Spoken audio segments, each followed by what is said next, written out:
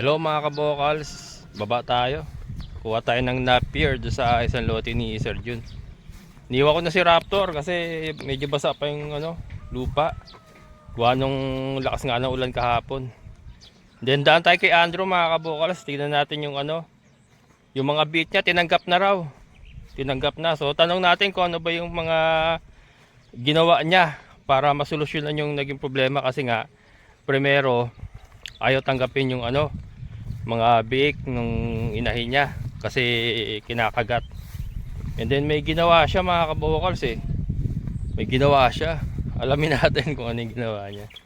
And then sabay kuha na rin tayo ng Napier grass. ATV talaga mga kabokals, kailangan natin dito. Na-obsess ako sa ATV. Hindi, ang ATV naman mga kabokals, the reason kaya gusto ko kumuha ng ATV kasi nga itong galawan natin dito sa ating area, ayan angkop na angkop po siya kasi ito katulad nito, kumukuha tayo ng damo. Kung saan saan tayo kumukuha ng damo dito para sa ating mga kambing. Tapos umaakyat, kailangan natin umakyat. Ahon tayo, punta tayong DRT, bibili tayo ng mga feeds, darak, at kung ano-ano pa kailangan. And then kung may emergencies, kasi nga dito na kami nakatira, si partner, si mama nandyan na. If ever may emergency sa gabi, hindi natin masasabi, at least makapag-mobilize tayo kahit maputik, kahit umuulan, 'di ba? Kaya may purpose po yung plano kong pagkuha ng ATV. May mga hulugan naman po, hindi ko naman po sinabi ika-cash ko, wala naman ako pang cash. Naghahanap po tayo ng mga pahulugan, yung pong ating pinupuntirya dyan. Kung makakuha tayo ng 4x4, kaya mas mahal ang 4x4, mas okay ang 4x4. Kaya lang may mga nakaka-chat ako na mga seller, sabi nila yung 4x2 na at least 150cc, malakas na raw po yun. Kaya na raw po yung mga ganitong terrain, maputik. Pero I'm aiming for 4x4 talaga. Kaya naghahanap tayo ng mga 4x4. Marami po tayong napapanood sa YouTube na mga 4x4 na mura lang.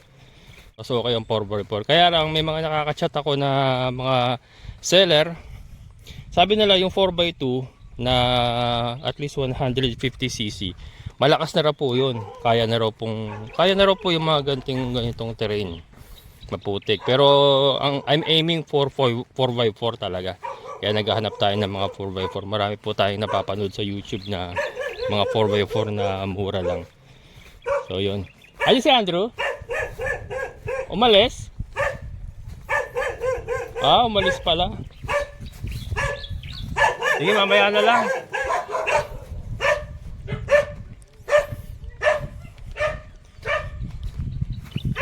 Ayan mga kabukals, umalis pala si Andrew. Walang tao.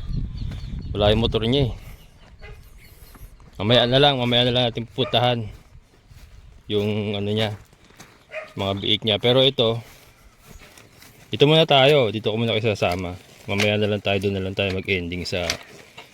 Anya ka pala, akala ko wala ka. Pwede natin pakita sa kanila. Tapos i-share mo na yung mga yung mga secret weapon mo. Ayan pala siya. Yan.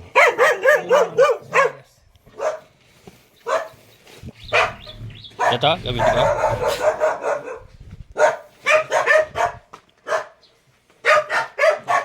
Yan mga kabukals. Alamin natin kung ano ba ginawa ni Andrew.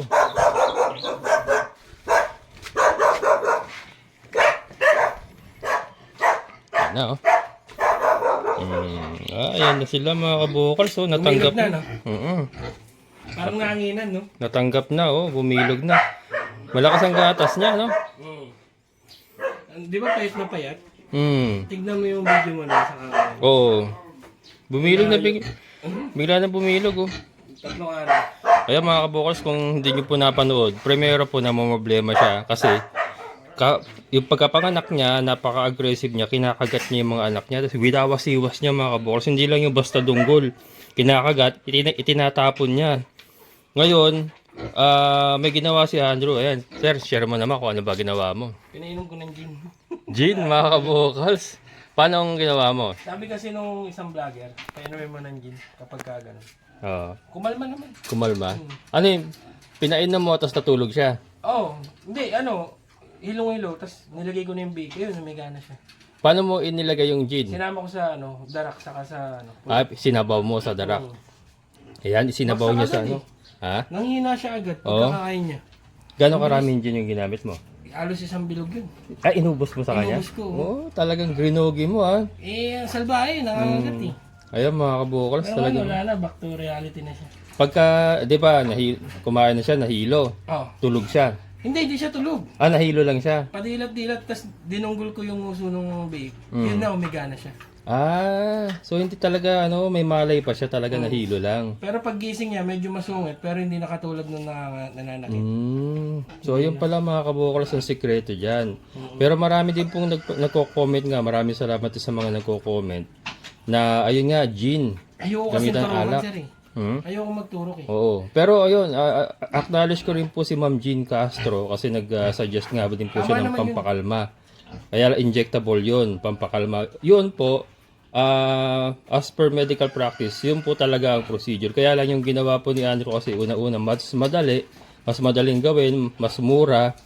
At saka yun nga effective naman mga kabukals marami naman po nagsasabi na or nagsasuggest na po pwede nga pong gawin yun. And eto napatunayan nga niya na effective kasi naisama niya yung mga anak. Pero syempre maraming salamat pa rin po kay Ma'am Jean. Personal po nag-message sa akin si Ma'am Jean. Nagbigay po siya ng recommendation kung anong pampakalma injectable ang pwedeng gamitin. So ayun. And then meron pa rin po palang nag-suggest na isa si Ma'am Georgie's. Yeah, maraming salamat. Pwede rin pala sir yung alam mo yung busal ng aso? Oo. Pwede rin pala yun. Kasi Lalagyan mo siya? ganun ang ginawa niya sa baboy niya. Binusalan niya. Di matapang pa rin. Oo. Pero may busal siya. Hindi niya makagat yung biik. Sinama niya yung biik. Nanawa siya ng nanawa hanggang sa natanggap na niya. Isa rin pala po yun. Isa lang Pero maganda kasi pag stress talaga, pakalmahin. Oo, Tama papakalmahin yung talaga. injekan eh. Kaya lang, isang pang alternative. Oo, alternative yung gin din talaga. Parehas namang yun. Parehas namang pwede yung injectable saka yung gin. Kaya lang yung gin kasi mas madaling gawin eh. Di ba? Mas madaling gawin. Hinalo mo lang isang bilog hilo siya eh. Parang nahanginan yung mga bake ko, tignan mo. Oo nga. Di ba mukhang mamamatay na mga putot balat? Kasi nga, ang tagal hindi nakadede mga kabuklas na halos yung tiyan nila wala ng laman. Pero ngayon, bumilog na Bumilog Parang na. hamster na. Tuloy-tuloy na yan. Kamukha ni Georgie Boy yun. Ay, ni Paul Camo, yung dulo. Oo, yun nga. Si Polka, naalala ko. Ito yung nasa may pader. Mukha ng Polka mga kabuklas kung kayo po yung nakatutok sa akin. Si Polka. Tignan mo yung tiyan nila, bilog. Bilog busog na. Malakas ang gatas niya, no? Ito hopefully sa second na panganak niya wala ka na maging problema rito. Normal na yan. Ito mayabang hindi tumatakbo eh. Ay, may nagtatanong nga pala, may buyer tayo. Magkano ba ialis ang isa niyan? 3.5 din. 3.5. Ayan Natural feeding yan hindi yan feeds. Natural Tignan mo yung feeding. katawan. Natural feed tayo, wala tayong Baka gusto na. tayo nagpipits. May nag-inquire po kasi kung magkano isa. So yun, 3.5 po. Yung barako, tignan mo, nakakapanghinayang Oo nga. Tapos kakapunin mo. Kapakaganda tignan mo yung barako. Sigla Ito dalawang babae. Sigla Ito maganda Ito talaga. kamukha ni Kimberly, napakabait. Parang maganda gawing inahin tong portadas mo na to, no? Huwag mo akong sabihin. Iniisip ko na yan. Hindi, bibili ka naman ng ibang barako, pwede. Hindi, wala na tayo. May barako na tayo makukuha. Kaya Red nga. jersey. Oh. Taga rito, red jersey. Red jersey? Sabi ko, sige, Ano? pagkasampahan ko. Duro? Mas maganda sa duro. Pero pula siya. Pula, yun na yung pinakamaliit na ng barako. 4 kasing ganun. Red jersey. Within ang San tawag. Rafael lang, di sila lumalabas. Ganon? Oo. Ano yun, natural? Natural. Sabi ko, sige, ayos yan. Ayos. Itong dalawa, tapos na problema ko. Hindi ka naman nabibili ng barako? Hindi na muna. Yun.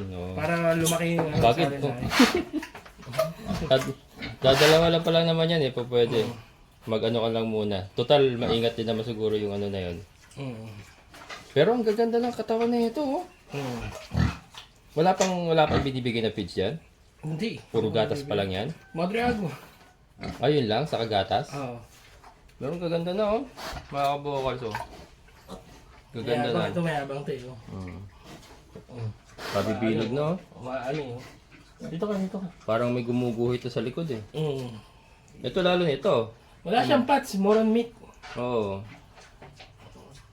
Ganda oh. Akala mo maliit, pag ginawa kami, mabigat yan. Hindi, kita mo sa baboy kung solid eh. Ano? Gatas pa lang mga kabukal, so wala pang feeds yan. Wala, hindi tayo nagpipits, bawal. Ayan. Itong ganda talaga ng polka dots mo. Mm. Ayan, i-replyan ko yung ano. Nakalimutan ko na sino naging Yung barako, saka yung ano. Pero lahat yan, bibenta mo Benta lahat lahat. yan. Bibenta po lahat ha, 3.5 ang isa. Mm. Reviewin ko pa yung sa messenger nag ano eh. 13 days yan. 13 days ngayon. Oo. Sa messenger nag ano eh, nagtanong eh. Mm. Nakalimutan ko na kung sino eh. Sorry Dali po. naman pick upin dito, pero hindi pa pwede awatin. Oo, wala pa. Ayun, barakong ganda. Mga 40. Diba? Mm. Premium, no? Yung lumabas. Ayan ang magandang Premium. barako. Oo. Hindi, may itlog niya. Saka mule foot. Mm. Mule foot yan. Copyright eh, oh. Carbon copy. Ganda oh. Hintayin mo si ano ko. Polka ko. Ito, palagay ko magiging ganyan din to.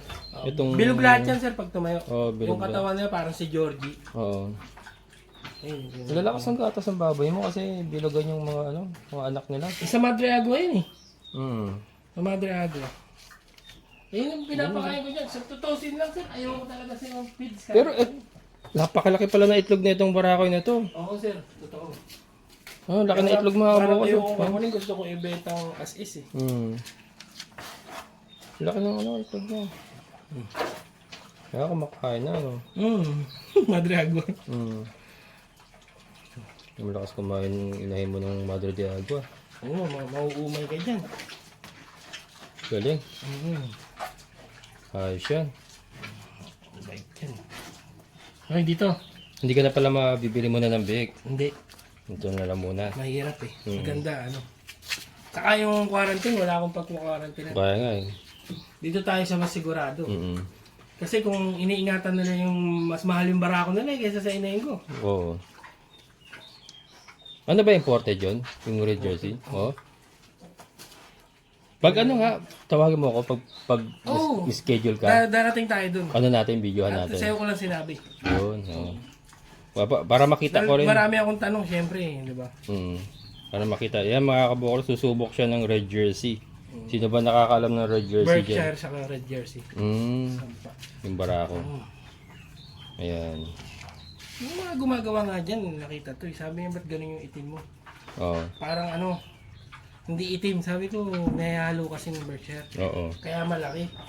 Oo. Takot sila, aswang eh. Aswang na.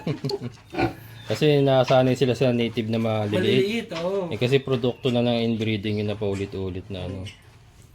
Saka lahi talaga yung Berkshire kasi yun. Oo, good Yun na ang katawan niya kasi, yan ang katawan ng Berkshire. Kasi yung native, mas manipis dyan eh. Maliit. Yung native na katawan, mas manipis Malaki dyan. lang ng konti dito sa biik. Mm. Eh, yung barako sir, oh, tignan mo kaya nakakapunin mo, di ba? Kaya nga. Yan yung kailangan nating quality. Mm. Tignan mo yung balat. Hindi, baka may kukuha naman yan na, ano, na gagawin barako. Ito mga kabukas, so, napakagandang gawing barako. Ang laki ng itlog.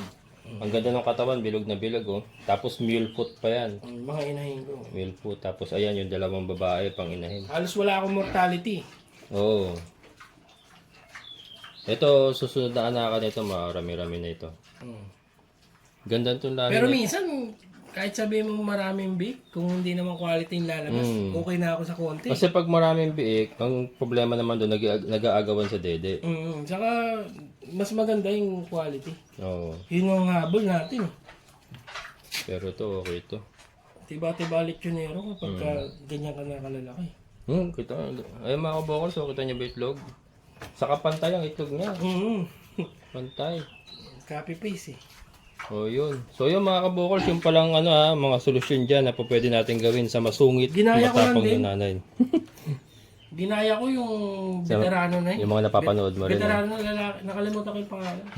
Salamat dun. Ayan. Ganun na higa niya mga kabokal. So, nakatipos pa yung itlog niya. Oh.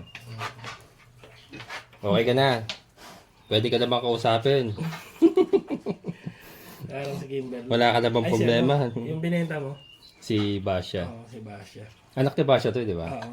Yung paating nun. Oo. Ayan, so okay ka na, palaki mo na mabuti yung mga anak mo ha. Mm. Kung hindi, long neck na ibabanat sa'yo, loko. I-cage ko siya. Hindi, Di ano ba na yan? nung unang inaatake, naisip ko yung ginagawa mo kay Kimberly. Nung tinali mo dito. Oo. Sinuksok siya dito, yung makakaiga lang siya. Mm. Tapos makakatayo, pero hindi siya makakagano Oo, siya. di ba kakano? Nagbago siya. Mm. Lasing siya nun eh. At tinalian mo rin Tinalihan siya? ko siya. Oo. Ayokong gawin eh. Kailangan para sa akin eh. Kailangan eh. Nung natanggap Kasi niya. kung hindi mo ginawa yun, maaari mamatay yung mga anak niya eh. Oo. Kasi iba talaga yung galing sa nanay na ano, Tingnan mo gatas. parang nahipan. Saka yung mga tiyan, lalaki. Kaya nga, lalaki. Maganda gatas nito eh. Oo. Naging salbahe lang. Pero yun mo, hindi mo akalain na yung primero, halos isang araw hindi nakadede, no? Oo, parang ngayon hinipan na lang. Oo, parang hinipan ng hangin. Sana nga tumayo tong Polkay para makita mo. Hindi, kita na yan. Nakahiga pa lang, malaki na yan. Kamukha nun si Polka mo yung malaki. Ngayon, oh, tanggap niya na, oh. Oo. Yan mga kabukal, so gin. Sambilog. Lashing si. Lashing. Pagising, okay na eh. Ayan. Ayan. O, sige sir, thank you. Yan, ay bahagi lang namin mga kabukal. So yun po ang ating pwedeng gawin. Pagka nangangagat, masungit ang anak, ayaw tanggapin, lasingin nyo, isang bilog na gin. Solve. Ayan.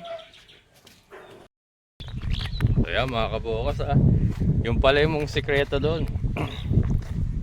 Gin bulag. Effective. Pero again maraming salamat kay Ma'am Jean. Nagbigay talaga siya ng parang reseta ba, yung specific na gamot pati dosage. Yan, isa po si Ma'am Jean na tumutulong sa akin sa mga kambing. Siya po yung nag-guide sa akin kung anong dapat iturok, kung ilan bang dapat iturok sa ating mga kambing. And nakita niyo naman po, gumaganda po yung ating mga kambing. Yan, dahil po sa guidance din ni Ma'am Jean yan. And kay Ma'am Georgie's, yan, yun nga po yung suggestion, busal. Busal naman kasi yun ang ginamit niya sa baboy niya kasi ganun din pala yung baboy niya nung una. Busal para hindi makagat. So, yan. Yan, so dito naman tayo.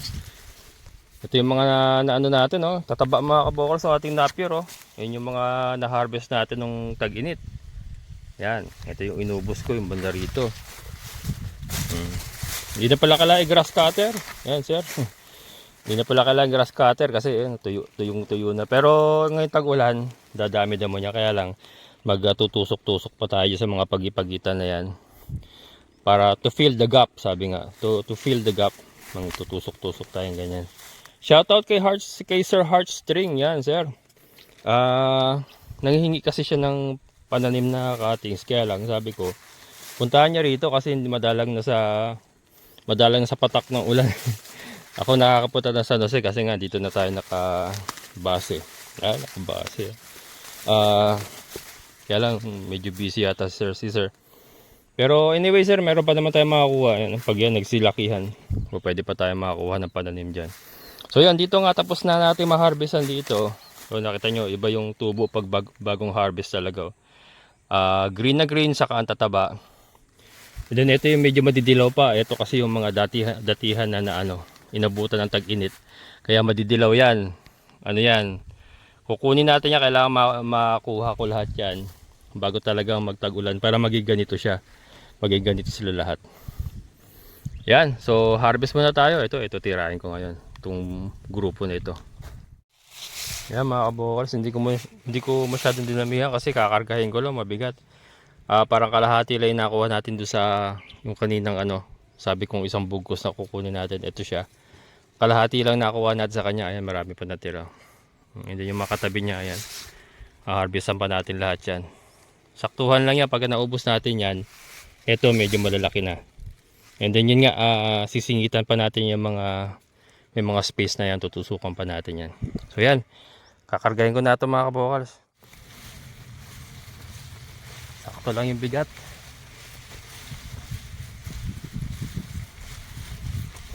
Kasi hindi ubra si Raptor, mababalaho.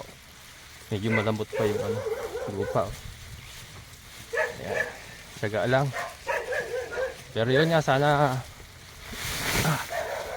kaya isa rin po sa dahilan kaya gusto kong kumuha ng ATV talaga. Kasi pagka may ATV, Yan, pagkakuha tayo ng damo ganito. May magagamit tayo. Pwede siyang kargahan. May bababa natin dito. Nandiyan kasi taniman natin ng Napier sa isang lote ni Sir John dito sa baba. Kaya ano, obligado tayong pasanin talaga pagka maulan.